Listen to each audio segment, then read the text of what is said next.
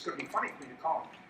I would suggest that the best thing you could do to your legislator, and I would say they wouldn't mind this a bit, is call them up and say, hey, could we meet up downtown for a cup of coffee some morning when you're free? I could make myself free whenever you want. Make yourself as available as possible, and then see if you can't meet up and develop a personal rapport. 15 minutes, 20 minutes, sitting over a cup of coffee, you can get to know one another. Then when you need to share your story, you're going to have already developed that relationship. You'll be a step ahead. And there's nothing more important. All politics is relationships. It's like all of life. I mean, you know, within your own businesses, your relationships with your employees, your relationships with your customers, they're what make things work.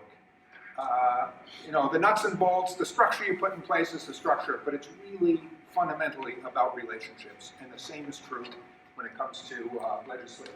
It's about relationships in the legislature between people on both sides of the aisle, the people, your colleagues that you work with, some you work better with than others, but those colleagues.